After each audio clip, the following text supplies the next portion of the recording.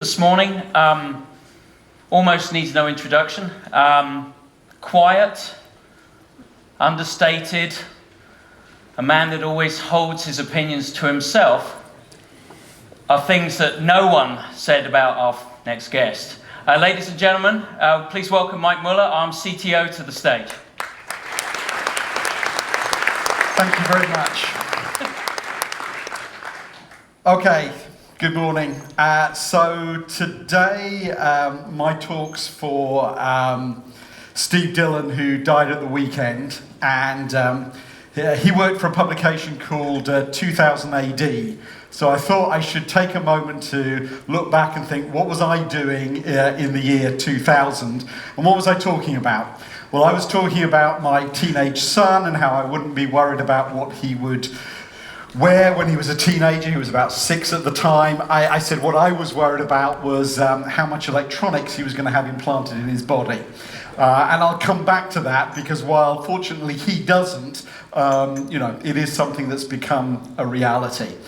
And rather than actually dwell on the intervening 16 years, I thought, where have I got to now, 16 years after worrying about my son? And it's quite simple. ARM has been my last 16 years. It's been quite successful, but it has left me with high blood pressure. And, being a modern guy, I of course got a wearable. These really good little portable blood pressure monitors allows me to actually keep on top of that. Strangely, it seems that blood pressure is one of these things that is not that strongly correlated with lifestyle. My doctor's recommendation was, well, you should exercise more, you should eat a little less, but frankly, unless you stop working entirely, that's probably not going to make any difference to your life, so you better take these drugs. So that's me. But it got me thinking last year about, what else can we do with wearables? They've become very fashionable, and so we set up a challenge called the Wearables for Good Challenge, along with UNICEF and the design group Frog, about what could we do to make wearables a force for good for women and children throughout the world. And the rules of the competition were really very simple. It was basically come up with a wearable that meets those requirements. It had to be low cost, it had to be reliable, and that was about it. And we had 250 entrants. It was a truly global competition, and it got winnowed down to 10 finalists and 2 winners. And I'm just going to touch on the 2 winners, and the first of which was really very simple. It's just an RFID tag encapsulated in plastic with a little hole so you can attach it with a piece of leather or string or rope or grass, and depending on your cultural norms, you can attach it round your wrist, you can attach it round your neck, and what it's used for is tagging the immunization records of very young babies. And it only lasts for 2 or 3 years, so there's no ID tagged with you. The ownership of the tag is all you have, so as the child grows up, that then is recycled and you don't know it. And it actually manages to close that last mile gap on keeping patient records in underdeveloped countries. And for me, it was a really interesting thing. It was actually changing lives, and it was also a sign of how computing's being transformed, because it works, because healthcare providers with their mobile phones can have access to all the back office infrastructure that's required to make it work, but in field, all you need is this little plastic RFID tag. So it brings together the really high tech of the mobile revolution and some very, very low tech solutions. So for me, that was a really worthy winner. But of course, today is really all about me. So what's the other thing that's happened in the last 16 years? Well, my PSA levels, which unfortunately monitors once a year, have steadily been going up and up and up. And you cross this threshold where they sort of say, okay, you're now potentially at risk of prostate cancer. Here, there's a whole new set of protocols we have to go into. So I've been going through that, and of course, being me, you go off to the internet and you start Googling all the stuff you can about prostate cancer, and you learn stuff. And, the really great statistic is most men die with prostate cancer, but they don't die of it. And the other thing I found was this. which was a dog that can sniff out prostate cancer. You think, okay, this is tabloid press, this isn't real. And then you dig into it and you kind of go, oh, hang on, this is actually in the UK an NHS trial. It's got serious scientists and researchers working on it. Maybe there is something real about this. So you think about it a bit more, and I looked at smell, and you go, yep, it turns out you really can smell prostate cancer in your urine. And if you think about it, that can make some sense. And then you find out, well, okay, there's lots of other things you could smell. You can smell people's breath, because as you breathe out, it actually takes a lot of chemicals from your lungs. And not surprisingly, it turns out that there's a link here to lung cancer. Lung cancer is one of the biggest killers in the US. And one of the opportunities perhaps with lung cancer is there is a fundamental difference between what your survival chances are if it is detected early versus if it is detected late. So from, evens odds for early detection through to really very, very, very poor outcomes if it's detected late. And so, what can technology do to try and change when you actually have detection of a disease? So this isn't about fancy cures and preventions, it's just about how you get early detection of disease. And turns out there is a company, happens to be based in Cambridge in England, that has taken sensor technology and discovered that you can use it to detect early onset cancer by analysing your breath. Now this is technology that was originally developed in the defence industry. There was an awful lot of funding put into how do you smell chemicals that are related to volatile chemicals that are related to explosives. So this is all funded by explosive sniffing, and they've then taken that technology and moved it into a healthcare application. And today the machines that they're running that trial with are about the size of a PC. By the end of this year towards next year, they'll have it down to a portable device, and you can actually see where the Moore's Law trend will go on that, and it is fundamentally based on a small sensor. So you can imagine, in the not too distant future, your phone could actually be that vehicle for doing a lot of sensor detections in yourself. Now, if you think about what other diseases may be related to smell, you might not be surprised that their next trial is colorectal cancer. And again, you can see that direct link between smell and problem. So for me, really interesting developments there, not just about how do you cure disease, but how do you actually go about preventing disease from killing you early. So last year, I talked to you about the work we'd done on plastic electronics, and we had the test chip on the top right that was mimicking the original ARM microprocessor built on 2-micron technology. In the intervening year, that's shrunk down. We're now down onto our 1-micron process. And we've been put some work together on a project to how do you join, a sensor with a neural network with some comms link to kind of build the things on the left-hand side, which are these kind of smart patches, smart plasters. And the application for this particular program was a joint venture with Unilever, who make, underarm deodorant. And this was a disposable sensor that would pick up your odour, or malodour as they like to call it, coming from your armpit and tell you whether they should actually release more underarm deodorant. Now perhaps a trivial application compared to can you detect early onset of lung cancer. But for me, what these things showed me is whatever Greg might have said about, hopefully Moore's Law is going to be extended, hopefully we'll be able to keep the band rolling. There is no doubt that even if it isn't, there is an incredible amount of innovation going on in our business. Whether it's plastics, whether it's sensors, it's smell, the things that people are coming up with, I think, are quite incredible, and it doesn't matter what happens to some of the underlying process technology, because people are going to continue to be innovative, even with the technologies that we have available today. And so I think there is an absolutely incredible number of IoT devices, and we will get to those trillion because of all of the innovation that's going on in the industry today. Now, fortunately, I don't have a brain tumour. Unfortunately, my brother-in-law does. And one of the issues with that is, of course, you have to undergo MRI scans, and I've had one, and they really are very time-consuming, quite claustrophobic, and really unpleasant things to have.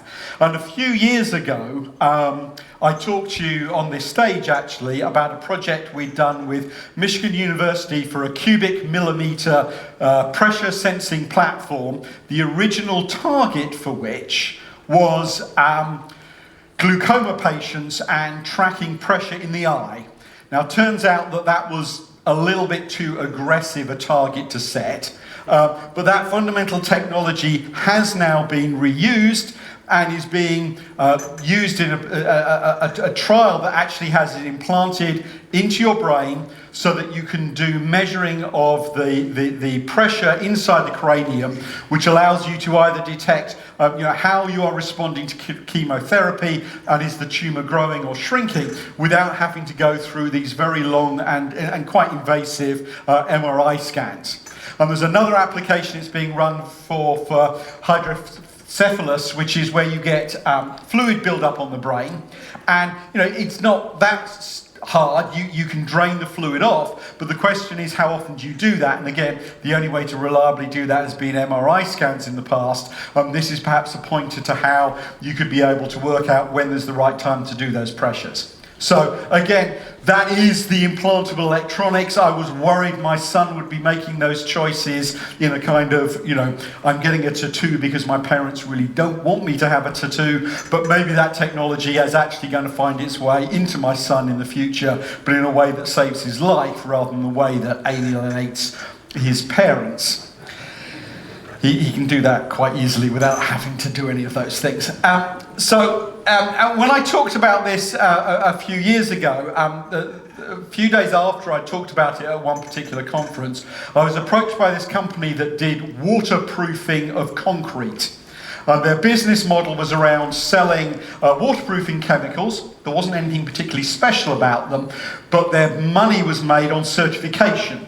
Because if any of you have ever had any engagement with home improvement builders, they don't always do quite what they say they'll do when they'll do it. And when it comes to waterproofing the foundations of your $300 million skyscraper, you really want to know that it's been done correctly. So their business was in certification that waterproofing treatment had been successfully applied. And what they wanted to do was be able to track the chemicals, track the dispersion of those chemicals in concrete, and they'd heard about my tiny little 1 cubic millimeter devices and thought, that's a perfect technology, could we actually deploy that in cement? And I kind of went, it was a conference talk, it's not quite really ready for prime time product development. But it turns out this year, a similar system has been launched, and I must confess, kind of got the form factor a bit wrong, sort of more this size, but it is a real IoT embed-enabled monitoring platform for monitoring how concrete is poured, set, and how it's actually curing deployed in the field. So, taken a few years to get there, but a real example, an IoT example. And that made me think about, when did I first start talking about IoT? And the answer is 2001. So in 2001, this was, and some of you know, this was my favorite product in 2001. Most of you, however, probably don't know what it is. It is actually an internet-enabled toaster. And I love the idea then of being able to get up in the morning, tell what the weather forecast is without having to actually engage with anyone. I'm not very sociable in the morning. I like newspaper, I like my coffee, but I don't actually want to talk to anyone. And this was a great way of finding out what the weather was.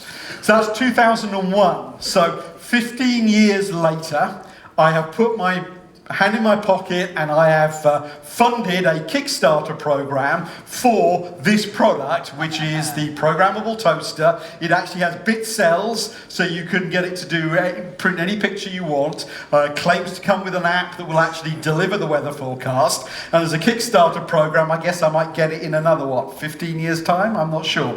But hopefully next year I will actually finally have my internet-enabled toaster.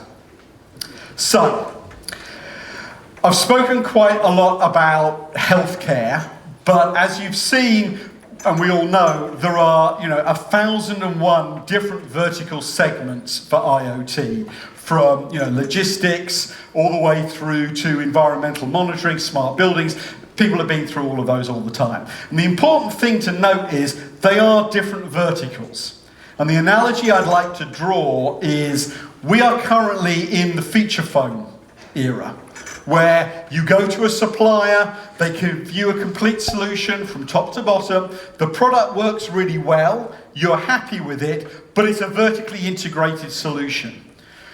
We haven't yet had, and we don't know what we're missing, but that is the kind of smartphone revolution coming to IoT. And that is when we actually manage to turn this into devices with an apps ecosystem, with the movement of data across those verticals, and we actually break down the vertical markets and turn them into horizontals. And that is, I think, the revolution that needs to happen for IoT to actually deploy at scale. And one of the things that's blocking that happening is actually producing secure IoT platforms to enable that, so that you can actually let the trading happen between IoT devices without saying, I have to control the vertical myself. You're happy and you know it's safe when you control the vertical, but you have to actually open it up so that the horizontals will work and you can trust that the platform is secure. Now you see, I've forgotten what I was going to say next. Oh yeah, this is what Alzheimer's looks like. I don't have Alzheimer's. Sorry. I just hope it isn't genetic. And the reason I put this in is I was actually supposed to be doing a product announcement this morning. And I don't particularly like doing product announcements, so I've had to squeeze it in, and this was to remind me that I had to do a product announcement. So, secure IoT platforms. So what are we announcing today?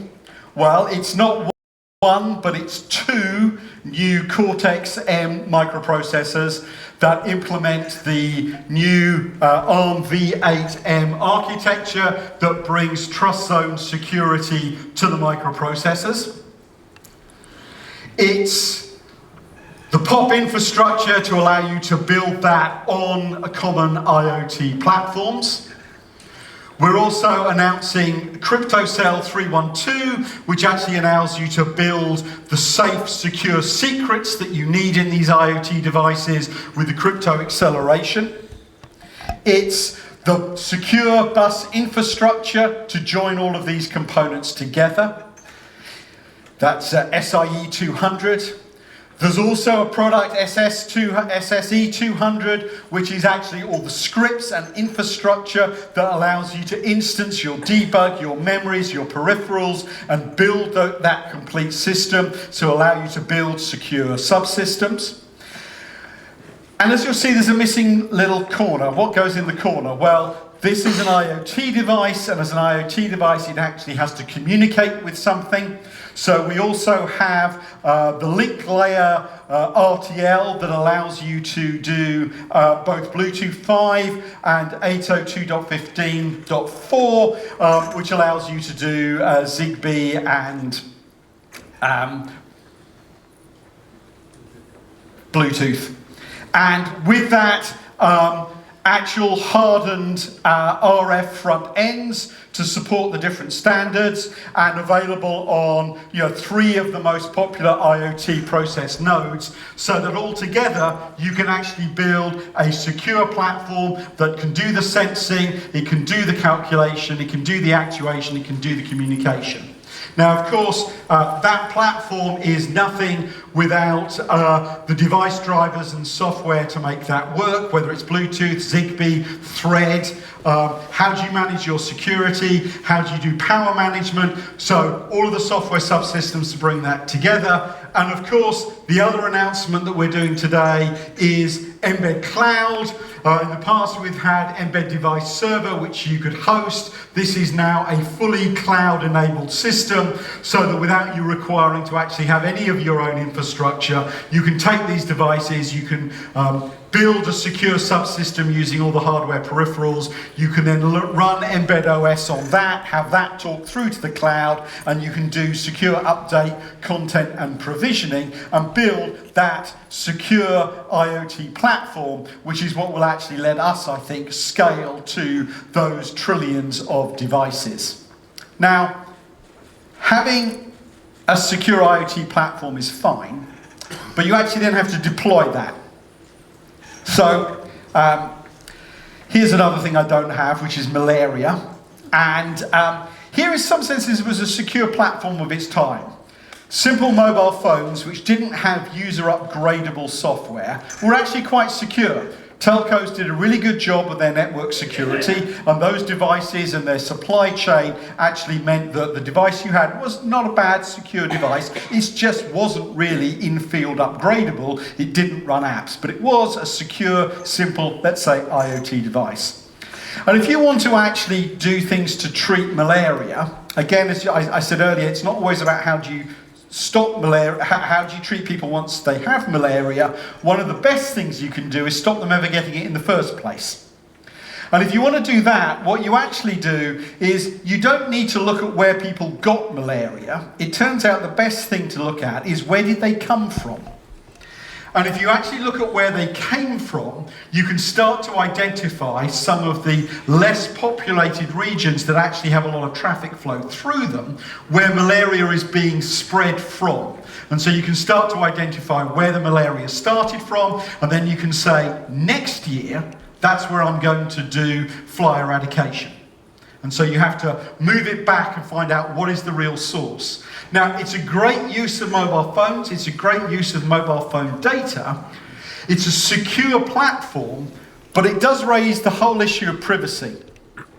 And there's a big difference here between, is my platform secure and do I trust you with what you can then do with that data? And I think, again, that is one of the big challenges we have going forward with IoT, is how you actually make people trust the systems, that they know that the privacy of their data, whether it is simply their location or whether it is their healthcare data, is something they're prepared to live with because of the benefits that you can get from it. So I think privacy is another big building block that we have to work with. And that's not about technology, it builds on technology, but it's about business relationships and customer relationships, because without those you don't actually have privacy. So here's another disease I don't have, cholera. There was a famous outbreak of cholera in London in 1854, and this guy, John Snow, who actually for me was like kind of one of the first big data scientists. So he looked at the cholera epidemic, and he actually did data analysis of it and invented some statistical techniques from which he then was able to identify where was the root cause of the cholera coming from, and he identified the well that had the infected water which it was being spread from. Now, that was done by hand, and I think what's going to happen in the future is machine learning. As we start to apply machine learning to the data that are secure and hopefully private systems collect, we can then start to do things that, again, can transform people's lives by actually identifying where are outbreaks happening before they become epidemics, rather than waiting until they are epidemics and you're spending lots and lots of money on how you treat the healthcare problems once they've happened. So I think machine learning is actually going to change that, because we are going to find correlations that we never knew existed before, and we're actually going to make fundamental changes in how things happen. But this now takes me to the end, which is back to the second winner of our Wearables for Good. The thing about cholera is cholera doesn't actually tend to kill you. What you die of is dehydration and malnutrition due to diarrhea. And diarrhea is actually a major killer of children throughout the world under 5. I say over 1.5 million children die each year of what is, in some senses, a very easily prevented disease. So the second winner it didn't cause us a problem. It was just one of those moments where on a judging, you step back and you look at something and you go, I get it. It meets the brief. That's a winner. And so the second winner, and what they were addressing was how to prevent the spread of diarrhea among underage children, was a piece of soap on a rope. It's a piece of coloured soap on a rope. It's on a rope so it can be worn by the teacher so it doesn't get stolen. It's coloured because at the end of class, the kids come up, put out their hands, and the soap is applied to their hands. It's coloured. They're then sent off to wash their hands, and they come back in and they have to hold up their hands to show that they've washed them. And, you know, it's a wearable. It was a change for good, and it was clearly a winner. And for me, to take away that, you know, innovation is not always about technology. It can be business model, it can be as simple as changing people's behaviors, and it's not always that we should get hung up on, can I make this smaller, can I make this faster? You actually have to think about what's the real problem you're trying to solve. And the team that came up with that soap on a rope did not start by thinking that they were going to do that. We talked to them. You know, they assumed there was going to be some electronics wearable device just like everybody else, and they went through their design process and they ended up with soap on a rope. So, as I said at the beginning, I think innovation is alive, it's out there. Our jobs are to enable people to do that, to give them the tools and, where appropriate, the technology to do it. But you have to step back and let other people actually drive that innovation. We do need to provide those secure IoT platforms, because without security, I don't believe this industry will scale. We do need to work on how we address privacy, how we reassure companies, how we reassure customers that the data they want to give us, they can give us, and that the rights they give to that data and what can be done with it are respected and honoured. And so we have to have privacy, and we have to actually enable the machine learning, which will actually then take all of those things and scale it beyond what we know and find actual ways of innovation and driving the business in front of us. Thank you very much indeed.